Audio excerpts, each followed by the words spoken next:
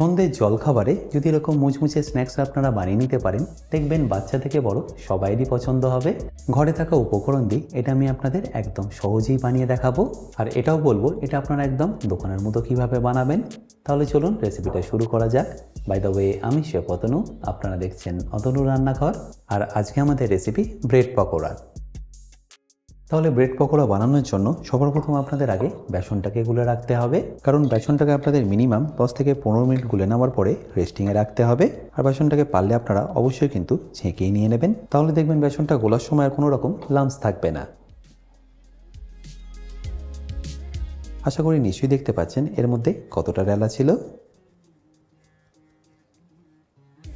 আর চেলে নিলে দেখবেন এর মধ্যে যদি কোনো রকম কাঁকড় বা পাথর থাকে সেটাও কিন্তু বেরিয়ে যাবে। আচ্ছা, এবার দেখুন এর মধ্যে আর কি দিয়ে দিতে হবে। সবার প্রথম দিয়ে দিচ্ছি 1 চা চামচ মতো হলুদ গুঁড়ো, তার সাথে যাবে 1/2 চা চামচ কাশ্মীরি লঙ্কার গুঁড়ো। এবার এটাকে একটু ফ্লাফি করার জন্য দিয়ে দিচ্ছি 1/3 চামচ বেকিং পাউডার। রংটা ভালো আনার জন্য আমি এখানে দিয়ে দিচ্ছি অল্প একটু চিনি, ওই ধরে নিন 1 চা চামচ মতো। এরপর দিয়ে দিচ্ছি স্বাদ মতো নুন, 1/2 চা চামচ মৌরি, আর সবশেষে দিয়ে দিতে হবে অল্প একটু আজওয়াইন। এটাকে আপনাদের এইভাবে একটু হাতে ঘষেই দিয়ে দিতে হবে, তাতে দেখবেন এর ফ্লেভারটা বেশ ভালোভাবেই ইনক্রিজ হয়। ব্যাস এবারই সব ড্রাই ইনগ্রিডিয়েন্টসগুলোকে একবার ভালো করে প্রথমে মিশিয়ে নিন।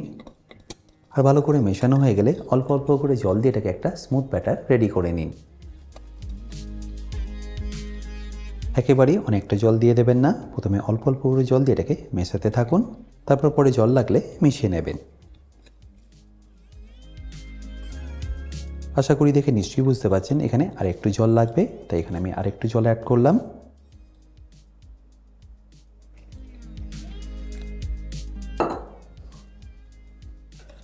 আর এটা আপনাদের ততক্ষণ মেশাতে হবে যতক্ষণ এর কালারটা একটু হালকা হয়ে আসছে। আশা করি নিশ্চয়ই দেখতে পাচ্ছেন এর কালারটা কিন্তু বেশ অনেকটা এখন ডিপ আছে। এটাই দেখবেন ভালো করে মিশিয়ে নেওয়ার পরে হালকা হয়ে যাবে। আশা করি দেখে নিশ্চয়ই বুঝতে পারছেন এটা এখন আগের থেকে বেশ অনেকটাই ফ্লাপি হয়ে গেছে, আর কালারটাও কিন্তু বেশ অনেকটাই হালকা হয়ে গেছে। এবারে জাস্ট ফিনিশ করার আগে আমি এখানে দিয়ে দিচ্ছি 1 চা চামচ মতো সাদা তেল, তারপর সেটাকে একবার ভালো করে মিশিয়ে নেবো। ফ্রাই করার সময় দেখবেন যে স্মুথ টেক্সচারটা আসবে, সেটা কিন্তু এই তেল দেওয়ার কারণেই আসবে। ব্যাস এবার এটাকে আমি ঢাকা দিয়ে সাইডে রেখে দিচ্ছি মিনিমাম 15 মিনিটের জন্য রেস্টিংয়ে। আচ্ছা, এবারে স্টাফিংটা বানানোর জন্য আমি এখানে একটা ফ্রাইং প্যান নিয়ে নিলাম, যার আমি গ্যাসটাকে অন করে নেবো।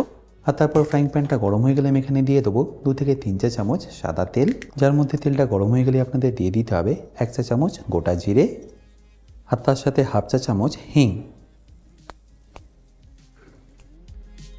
এবার এটাকে একবার ভালো করে মিশিয়ে নিয়ে আমি এখানে দিয়ে দেবো আদা কুচি আর কাঁচা লঙ্কা কুচি। আপনারা যেরকম ঝাল খেতে পছন্দ করবেন সেই অনুযায়ী এখানে লঙ্কাটা দিয়ে দেবেন।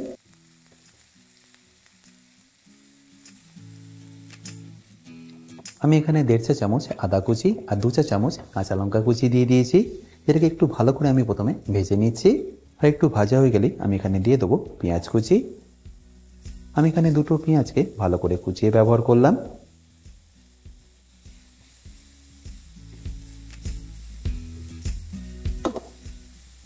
আপনারা যদি মনে করেন পেঁয়াজ ছাড়া এটা বানাবেন তাহলে সেটাও বানিয়ে নিতে পারেন, বাট পেঁয়াজ দিয়ে দিলে দেখবেন এর টেস্টটা সত্যিই ভালো আসে।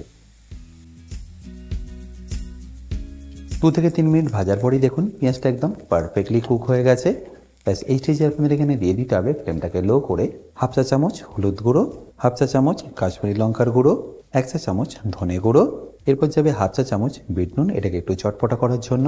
বিট নুন দিলেও এখানে আপনাদের রেগুলার সল্ট একটু দিয়ে দিতে হবে। তারপর ফাইনালি গরম মশলা দিয়ে এটাকে ভালো করে একবার মিশিয়ে নিন।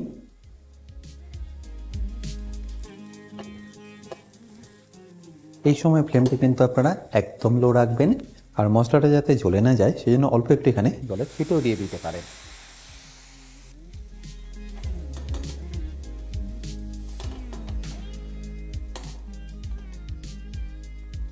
আচ্ছা, এবার এর মধ্যে আমি 4টে আলুকে ভালো করে গ্রেট করে মিশিয়ে দিচ্ছি। চাইলে এটাকে আপনারা হাত দিয়েও ম্যাশ করে নিতে পারেন, বাট এইভাবে গ্রেট করলে দেখবেন আলুটা একদম স্মুথ থাকবে, আপনাদের মেশাতেও সুবিধা হবে, আর স্টাফিংটাও পারফেক্ট হবে। ফ্লেমটাকে লো রেখে এটাকে ভালো করে আপনাদের মিশিয়ে নিতে হবে, ঠিক আমি যেভাবে মেশাচ্ছি।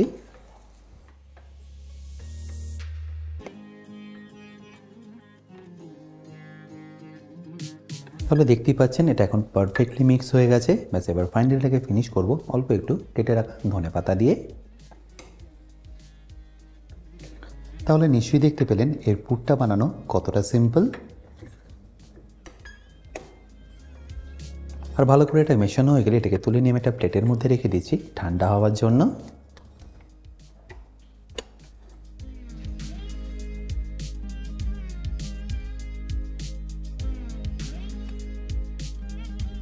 আর প্লেটে দেওয়ার পরে এইভাবে একটু স্প্রেডও করে দেবেন যাতে এটা তাড়াতাড়ি ঠান্ডা হয়ে যায়।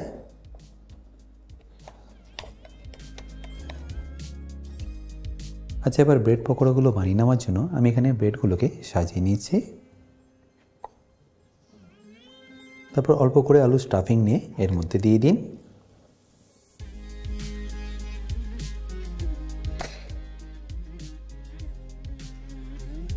আর আলুর পুরটা দেওয়ার পরে এটাকে এইভাবে ভালো করে স্প্রেড করে দিন। আমি এটাকে চামচ দিয়ে করছি, বাট আপনারা চাইলে কিন্তু এটাকে হাত দিয়েও ইজিলি করে নিতে পারেন। এবার একইভাবে আমি সেকেন্ড ব্রেডটার মধ্যে আলুটাকে স্প্রেড করে নিচ্ছি।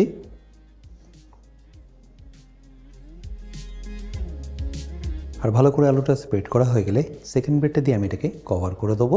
আর কভার করার পরে এইভাবে একবার ভালোভাবে প্রেস করে দেবেন। আশা করি দেখে নিশ্চয়ই বুঝতে পারছেন একদম সিম্পল এটা বানানো। আর সন্ধ্যার জলখাবারে দেখবেন এটা খেতে কিন্তু দারুণ সুন্দর লাগবে। আর ভালো করে এটা স্টাফ করা হয়ে গেলে আমি এটাকে মাঝখান থেকে ঠিক এইভাবে কেটে নেবো কোনাকুনিভাবে।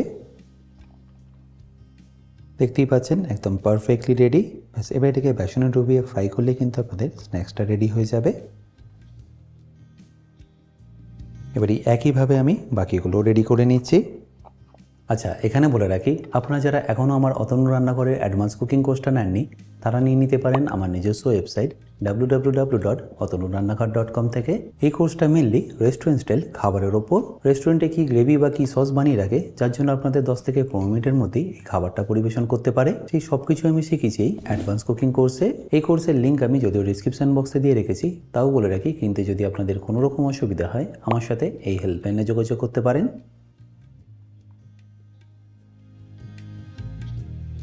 এবার একে একে আমি এগুলোকে ভালো করে ফ্রাই করে নেবো। আর তার জন্য দেখুন তেলটাকে আমি আগে থেকেই গরম করে রেখেছি। আর এপাশে দেখুন ব্যাটারটা এতক্ষণে পারফেক্টলি রেস্ট হয়ে গেছে। বাট ব্রেডগুলো দিয়ে ভাজার আগে এটাকে একবার ভালো করে মিশিয়ে নিন।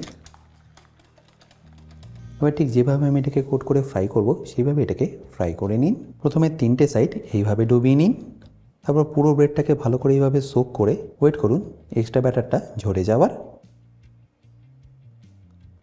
আর ঝরে গেলে দিয়ে দিন ডাইরেক্টলি তেলের মধ্যে।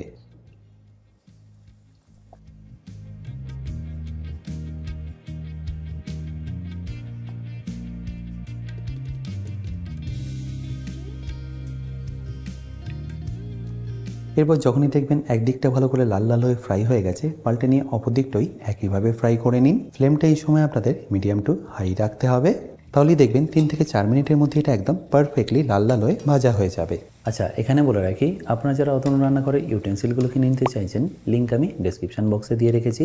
অ্যামাজন থেকে সেটা আপনারা ইজিলি কিনে নিতে পারবেন। এবারে একদিকটা ভাজা হয়ে গেলে পাল্টে নিয়ে অপর দিকটাও ভেজে নিচ্ছি।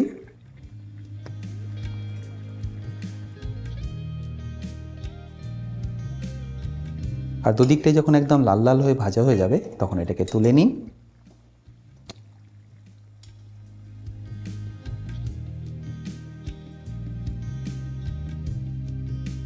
এবারই একইভাবে আমি বাকিগুলো রেডি করে নিচ্ছি।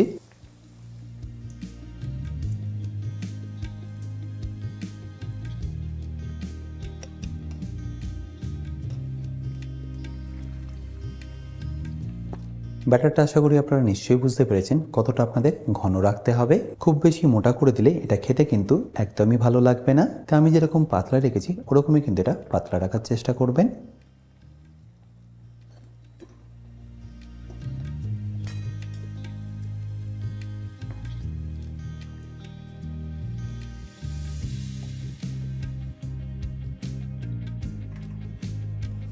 আর এই গরম থাকা অবস্থাতেই এর মধ্যে দিয়ে দিতে পারেন অল্প একটু চাট মশলা।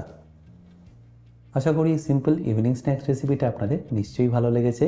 আর যদি ভালো লেগে থাকে অতি অবশ্যই কিন্তু আমাকে কমেন্টে জানাতে ভুলবেন না। বাই দ্য ওয়ে, আমি শেফ অতনু, আপনারা দেখছিলেন অতনুর রান্নাঘর। দেখা হচ্ছে আপনাদের সাথে আর একটা নতুন রেসিপি নিয়ে নেক্সট এপিসোডে। ভালো থাকবেন, সুস্থ থাকবেন।